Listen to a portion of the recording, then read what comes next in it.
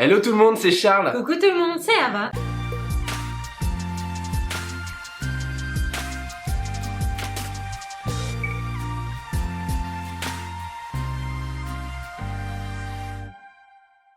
On espère que vous allez merveilleusement bien aujourd'hui. Nous, on va tout particulièrement bien. C'est dur à dire. Tout particulièrement bien. Parce qu'aujourd'hui, on va faire une recette très facile. Beaucoup plus que d'habitude. C'est vrai que d'habitude, on fait des recettes un petit peu compliquées de chef. Mais là, on est super heureux parce que c'est une recette de chef qu'on vous propose aujourd'hui. Et pas n'importe quel chef, c'est de Cyril Lignac. Et grâce à son tout nouveau livre, on a trouvé une recette simple, efficace, délicieuse.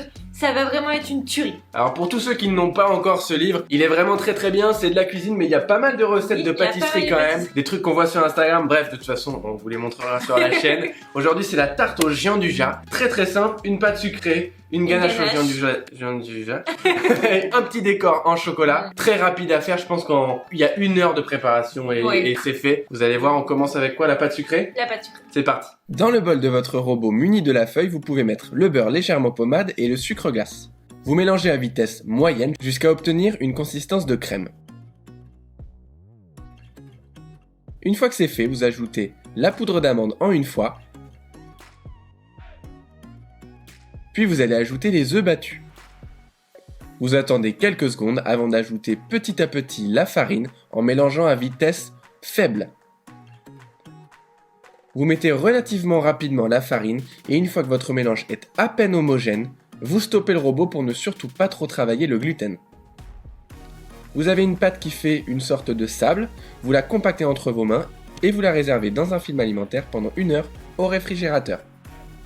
Puis sur un plan de travail fariné, vous allez étaler votre pâton sur environ 3 mm d'épaisseur. N'hésitez pas à fariner le plan de travail ainsi que le rouleau ou le dessus de votre pâte et de régulièrement la bouger pour qu'elle n'accroche pas. Une fois la pâte abaissée, vous allez déposer votre cercle bien beurré de 20 mm et appuyer dessus pour emporte-piécer un cercle. Vous retirez tout l'excédent. Vous récupérez ce disque de pâte et vous le réservez sur une planche à découper farinée.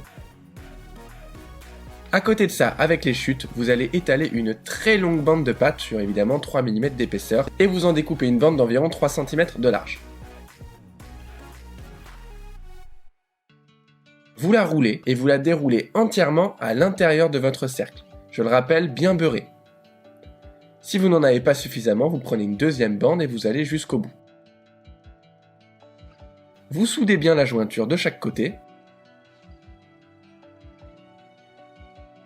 Et vous allez pouvoir maintenant déposer votre cercle précédemment prédécoupé à l'intérieur. C'est une nouvelle méthode de fonçage très intéressante qui est beaucoup plus facile que le fonçage traditionnel. Une fois que vous avez bien soudé le disque et les bords, vous allez araser en faisant un mouvement de l'intérieur vers l'extérieur. Vous piquez généreusement votre fond de tarte. Et vous allez le laisser au congélateur pendant environ 2 heures. Une fois qu'il est bien congelé, vous le voyez, il est très froid. On va le mettre dans un four préchauffé à 160 degrés pendant 20 minutes. Après 20 minutes, on va décercler pour que la cuisson puisse bien atteindre les bords de la tarte et remettre pour 10 minutes. Voilà, votre fond de tarte est bien cuit, il est bien doré. Maintenant qu'on a notre beau fond de tarte bien cuit, vraiment bien lisse sur le dessus, n'hésitez pas à venir prendre une petite râpe microplane pour venir faire un bord vraiment très lisse. On va faire notre ganache au gianduja. Le gianduja ici, on l'a pris tout fait. Vous pouvez aussi vouloir le faire maison. Il n'y a aucun souci, vous le faites comme vous voulez. Si vous voulez, on vous mettra une pesée de comment faire son propre gianduja dans la description. Une fois qu'elle va être faite, on va la couler directement dans le fond de tarte. Vous allez voir, c'est très simple. Alors petite astuce pour ceux d'entre vous qui ne voudront pas déguster cette tarte dans les minutes après sa confection, n'hésitez pas à dorer la pâte, ça va permettre d'éviter qu'elle se réhumidifie. On a quelques recettes qu'on va vous mettre dans la description de tarte avec de la dorure, donc servez-vous de la dorure ou pas, comme vous le voulez. Dans une casserole, vous versez le lait, la crème liquide et on va chauffer le tout jusqu'à ce que ce soit bien fumant. On va ensuite verser ce mélange en 2 fois sur le chocolat gianduja préalablement fondu. Et on fait une émulsion en faisant des petits cercles au centre du cul de poule. Vous allez voir que la ganache va se lisser petit à petit. On ajoute la deuxième moitié et on fait toujours le même geste. N'hésitez pas à la lisser à l'aide de votre mixeur plongeant pour qu'elle soit encore plus lisse et plus brillante.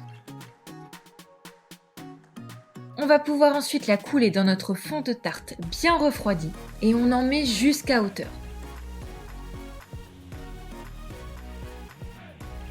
Et on la place 2 heures au réfrigérateur.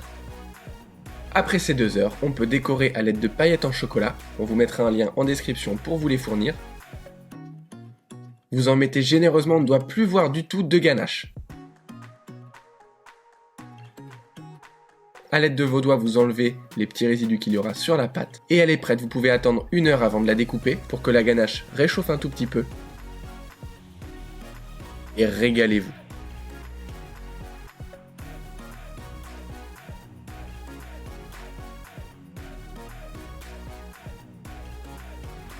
À la On vôtre. vous avoue qu'on attendait ce moment quand même avec impatience.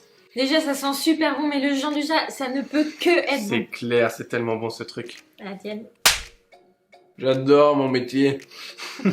On va vous dire comme d'habitude mais c'est juste une Je tuerie. sais pas si vous attendez chez vous le moment où on va dire c'était pas terrible, mais c'est pas aujourd'hui. Non. Encore une fois une recette de Cyril Lignac. Ah ouais. À chaque fois, on prend notre pied à déguster ces gâteaux. Alors celle-là, refaites-la parce que vraiment, c'est elle, simple, c'est rapide et c'est délicieux. c'est clair. Et vous allez pour le goûter, pour en dessert, vraiment votre famille va adorer, c'est sûr. C'est simple. Si elle n'aime pas, vous revenez, vous mettez un pouce rouge. En tout cas, je trouve que ça fait du bien de voir qu'on peut aussi prendre son pied sur un C'est dessert de quelque chose qui se fait rapidement, qui est simple. Et j'entends souvent Cyril Lignac, on entend souvent Cyril Lignac dire à la télé le mieux est l'ennemi du bien. C'est vrai. Et c'est vrai que là c'est simple, c'est bien. Mais c'est et parfait. Ça fait totalement le job. Donc vraiment bravo chef et bravo à Benoît Couvrant qui l'aide dans toutes ses Et créations. merci de partager ça avec nous, c'est Ouais. vraiment super sympa. Donc le livre, juste une pépite, vous pouvez y aller les yeux fermés. Il y a de la cuisine aussi, donc ça peut être super de vouloir mélanger les deux. Après pour lire les recettes, les yeux fermés, c'est assez chaud. Je suis pas sûr qu'il se fasse en braille encore, je ne sais pas. En tout cas, si cette vidéo vous a plu, n'hésitez pas à mettre un Oui. petit pouce en l'air, ça nous fait toujours extrêmement plaisir. Toujours. Abonnez-vous, appuyez sur la petite cloche pour suivre les notifications, savoir exactement quand une de nos vidéos sort. Nous, on vous fait des gros bisous, on espère que vous allez vous régaler avec cette tarte et on vous dit à dimanche pour une nouvelle vidéo. À dimanche, ciao!